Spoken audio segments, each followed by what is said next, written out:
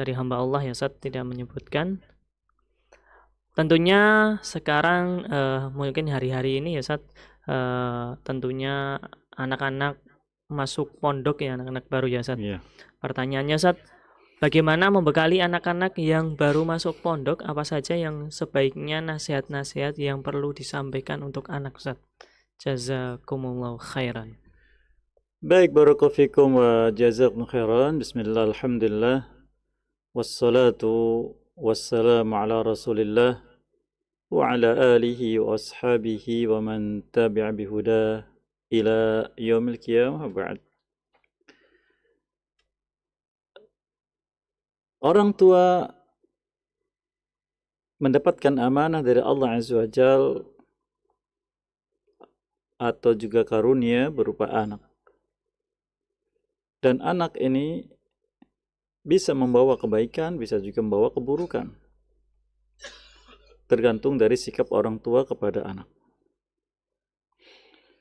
Maka yang terbaik dari apa yang dilakukan orang tua, yang pertama kali adalah meminta kepada Allah Azza wa Jalla taufik dan bimbingan. Seperti yang disampaikan oleh Nabi kita Ibrahim AS, beliau berdoa, Rabbi habli minas salihin.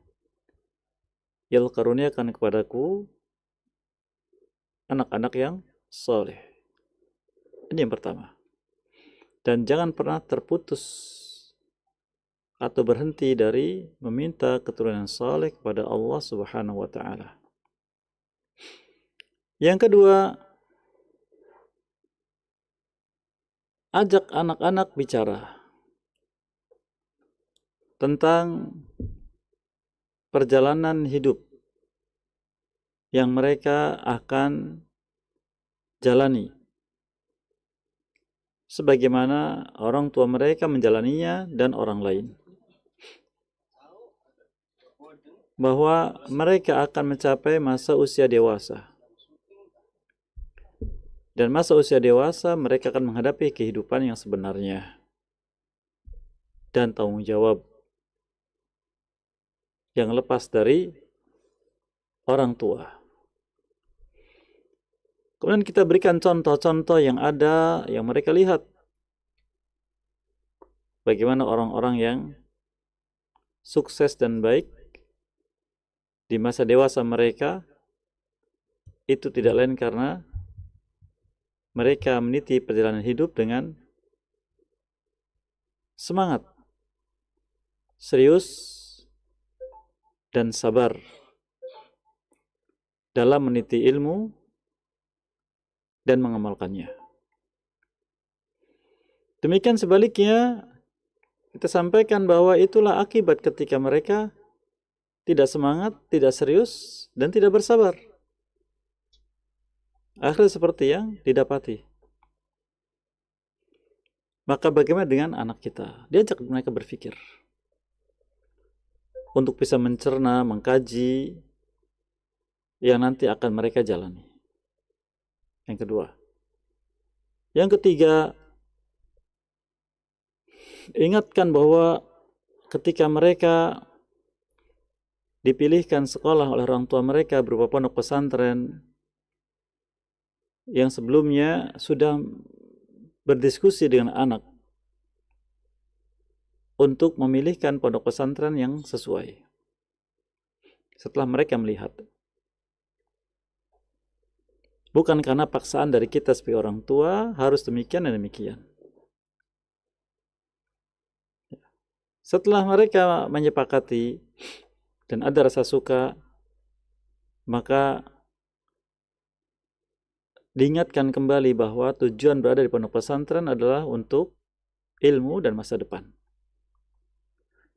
Sehingga jangan sampai kemudian melakukan perbuatan-perbuatan yang menghalangi atau menyimpangkan berupa pelanggaran-pelanggaran. Seperti yang terjadi pada sebagian santri terdahulu di pondok-pondok tersebut. Mereka terhalangi dari cita-cita mereka, terhalangi dari kebaikan masa depan mereka karena pelanggaran-pelanggaran yang menyebabkan mereka tidak bisa melanjutkan pendidikan mereka di pondok pesantren. Yang berikutnya adalah agar menjadikan guru-guru sebagai ganti orang tua. Maka agar menghormati guru-guru, mendengarkan nasihatnya, ya, dan mengamalkannya. Ya. Berikutnya lagi kemudian sampaikan kepada anak kita untuk mencari seorang guru yang bisa sebagai tempat untuk berbagi.